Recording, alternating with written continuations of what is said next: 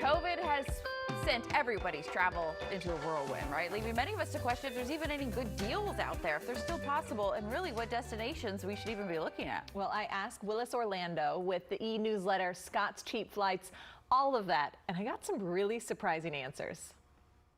Willis, when it comes to travel right now, I know supply and demand, that has a big impact on these prices. What are you seeing with fares right now?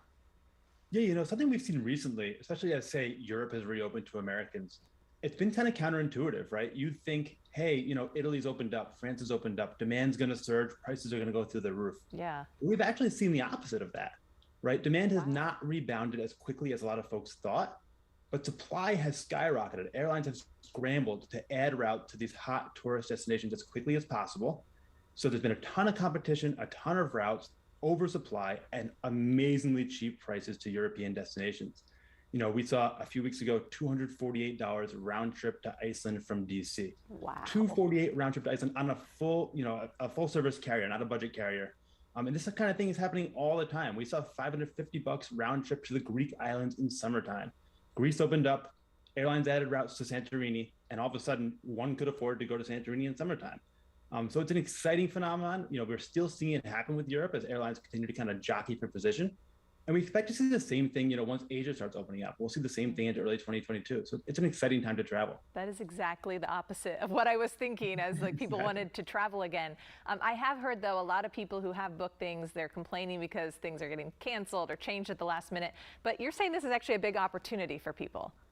Yeah, if you're already in transit and your flight gets canceled or delayed, it's objectively a bummer, right? Yeah. But airlines are doing a lot of these changes ahead of time. And when they do, it presents a huge opportunity for consumers, right? According to federal law, if an airline significantly changes your itinerary or cancels your flight, so that could mean like adding a stop to a nonstop itinerary, pushing your flight by a few hours, you're entitled to a cash refund. Some folks want that cash refund, and that's great, you take it. Other folks will be happy to be rebooked on whatever flight the airline accommodates them on. But if you're adventurous, if you're a little flexible, it also gives you an opportunity to have yourself rebooked onto a more advantageous itinerary.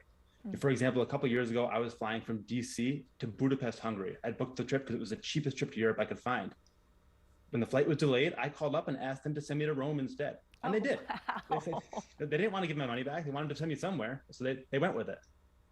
Oh, that's a nice rerouting. Yeah, that's smart. Very, very smart.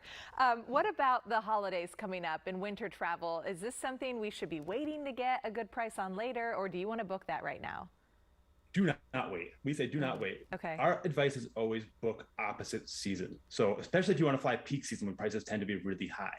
So if you're laying on the beach catching like those last rays of summertime, open up your phone, check your alerts from Scott's Cheap Flights. We're going to send you something. We sent you something this morning, right? And book those winter trips now before demand ramps up, before prices ramp up.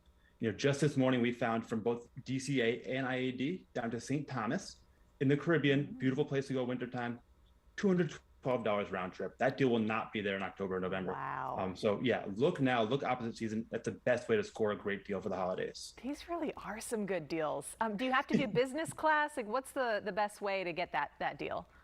Yeah, so those deals are in economy, but we also do send business class and premium economy and even first class deals to our members. And really, those deals are better now than ever. Kind of economy travel is rebounding to some degree, but corporate travel really hasn't rebounded from its kind of pandemic lows. Yeah. And airlines really want to fill those fancy seats at the front of the plane. So they're offering discounts like we've never seen before.